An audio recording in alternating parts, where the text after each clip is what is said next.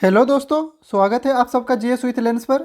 यह चैनल आपका study partner है जहां हम बोरिंग टॉपिक्स को एंगेजिंग बनाएंगे और कॉम्प्लेक्स कॉन्सेप्ट्स को सिंप्लीफाई करने की कोशिश करेंगे। आज हम बात करेंगे इंडियन काउंसिल एक्ट ऑफ 1892 की। यह एक्ट एक कॉन्स्टिट्यूशनल रिफॉर्म था जो इंडियन गवर्नेंस सिस्टम में थोड़ा सा इम्प्रूवमेंट लेके आया। इस एक्ट का मेन फोकस लेजिस्लेटिव काउंसिल को एक्सपेंड करना और उनको थोड़ा और पावर देना था। तो पिछले वीडियोज में हमने अभी तक देखा कि 1857 की रिवोल्ट ऑफ इंडिपेंडेंस के बाद ब्रिटिशर्स ने अपनी रूल को स्ट्रॉन्ग करने के लिए गवर्नमेंट ऑफ इंडिया एक्ट 1858 को पास किया, जिसमें ब्रिटिश क्राउन का डायरेक्ट रूल इंडिया पर एस्टेब्लिश हो गया। इसके बाद इंडियन काउंसिल एक्ट 1861 आया, जो लेजिस्लेटिव काउंसिल्स का फॉर्मेशन अलाउ करता था। लेकिन 1861 का एक्ट काफ़ी वीक था, क्योंकि इंडियन मेंबर्स का रोल सिर्फ एडवाइजरी था, उनको कोई रियल पावर नहीं मिली थी।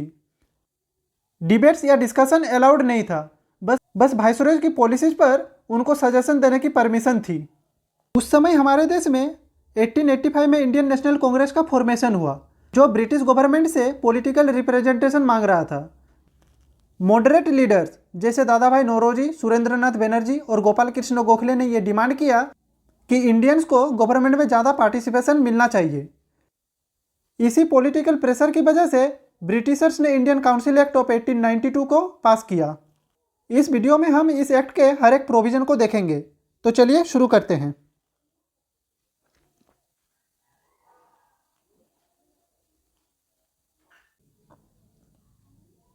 तो इस एक्ट का पहला प्रोविजन था एक्सपेंशन ऑफ लेजिस्लेटिव काउंसिल, यानी कि it increase the number of non official members but it maintained the official majority. यानी कि इस एक्ट के तहत सेंट्रल और प्रोविंशियल लेजिस्लेटिव काउंसिल में नॉन ऑफिशियल मेंबर्स की संख्या बढ़ा दी गई। तो पहले हम ये जानते हैं कि सेंट्रल और प्रोविंशियल लेजिस्लेटिव काउंसिल्स क्या होते हैं। तो उस समय central legislative council British government की सबसे ऊंची लॉ मेकिंग बॉडी थी, जो वाइसरॉय के कंट्रोल में होती थी और पूरे इंडिया के लिए ये कानून बनाती थी। जबकि प्रोविंशियल लेजिस्लेटिव काउंसिल छोटी होती थी, जो ब्रिटिश गवर्नर के अंडर आती थी। ये काउंसिल अलग अलग प्रोविंसेज यानी कि राज्यों के लिए कानून बनाती थी। इस एक्ट के आने से पहले काउंसिल्स में बहुत कम लोग होते थे, जो सिर्फ ब्रिटिशर्स के कंट्रोल में थे। लेकिन अब मेंबर्स का नंबर बढ़ा दिया गया, पर पावर का डिस्ट्रीब्यूशन वैसे का वैसा ही रहा। तो अब जानने की कोशिश करते हैं कि यह प्रोविज़न क्यों लाया गया था। तो उस समय इंडियन लीडर्स का डिमांड था कि काउंसिल में इंडियंस की रिप्रेजेंटेशन बढ़नी चाहिए। ब्रिटिश गवर्नमेंट ने इस प्रेशर को कम करने के लिए मेंबर्स का नंबर बढ़ा दिया, लेकिन ऑफिशियल मेजोरिटी को मेंटेन रखा। ऑफिशियल मेजोरिटी का मतलब है कि लेजिस्लेटिव काउंसिल में ब्रिटिश गवर्नमेंट के नॉमिनेटेड मेंबर्स की संख्या ज़्यादा होती थी, ताकि डिसीजन मेकिंग पर ब्रिटिश का कंट्रोल बना रहे। इस एक्ट में नॉन ऑफिशियल की संख्या बढ़ा दी गई, लेकिन मेजोरिटी अब भी ब्रिटिशर्स के पास ही थी। मतलब ब्रिटिश ऑफिशियल्स की पावर अब भी ज़्यादा थी।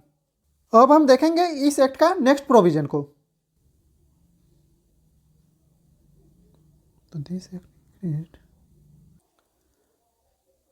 तो इस प्रोविजन में काउंसिल की पावर बढ़ाई गई थी।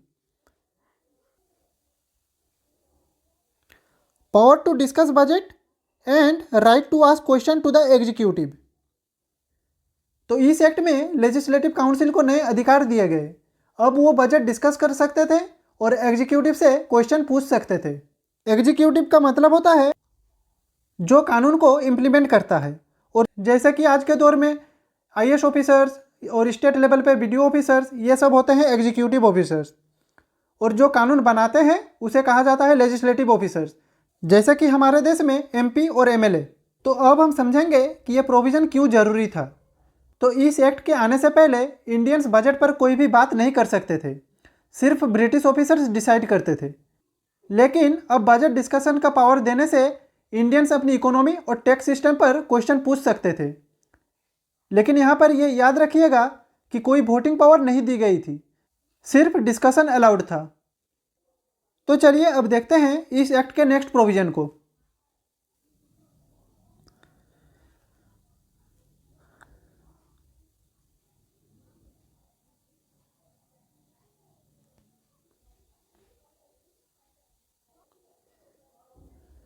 तो ये प्रोविज़न था नॉन ऑफिशियल मेंबर्स की नॉमिनेशन के रिगार्डिंग।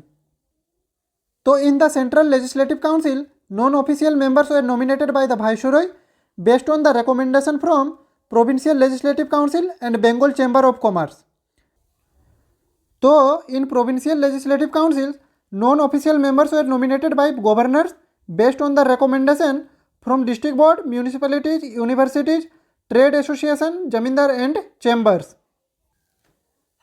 यानी कि सेंट्रल लेजिस्लेटिव काउंसिल में कुछ नॉन ऑफिशियल मेंबर को वाइसरॉय नॉमिनेट करेगा जो प्रोविंशियल काउंसिल्स और बंगाल चैम्बर ऑफ कॉमर्स की रिकमेंडेशन पर होंगे, जबकि प्रोविंशियल लेजिस्लेटिव काउंसिल में गवर्नर्स नॉन ऑफिशियल मेंबर्स को नॉमिनेट करेंगे जो डिस्ट्रिक्ट बोर्ड, म्यूनिसिपैलिटीज, यूनिवर्सिटीज और जमींदार्स की रिकमेंडेशन पर होंगे। तो देखिए, पहले सभी इंपॉर्टेंट मेंबर्स ब्रिटिश ऑफिसर्स होते थे, अब कुछ इंडियंस को भी काउंसिल में जगह दी गई, लेकिन सिर्फ ब्रिटिशर्स की पसंद के लोगों को।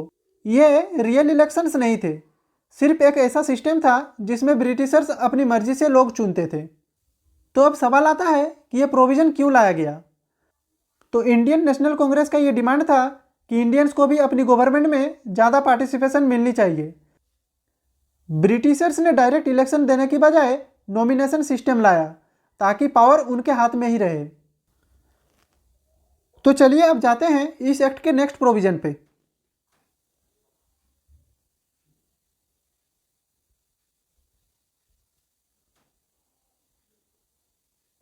तो इस प्रोविजन में इनडायरेक्ट इलेक्शन का सिस्टम इंट्रोड्यूस हुआ।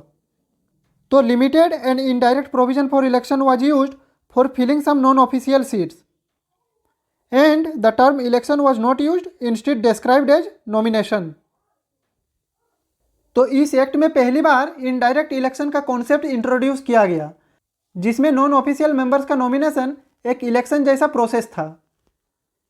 लेकिन एक्ट में कहीं भी इलेक्शन वर्ड ऑफिशियली यूज नहीं किया गया।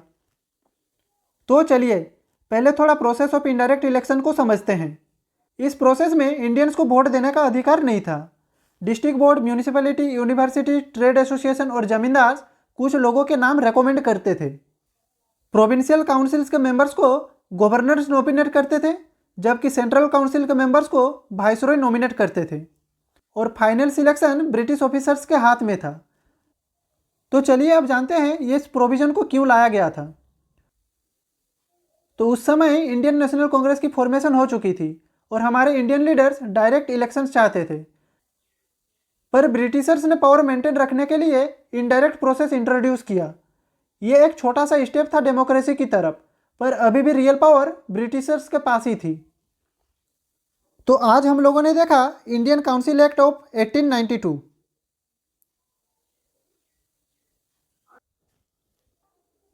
तो ये एक्ट एक लिमिटेड रिफॉर्म था जो सिर्फ ब्रिटिश रूल को थोड़ा फ्लेक्सिबल बनाने के लिए बनाया गया। रियल पावर ब्रिटिश गवर्नमेंट के हाथ में ही रही, लेकिन इस एक्ट के बाद इंडियंस को और ज़्यादा राइट्स की डिमांड करने का मोटिवेशन मिला।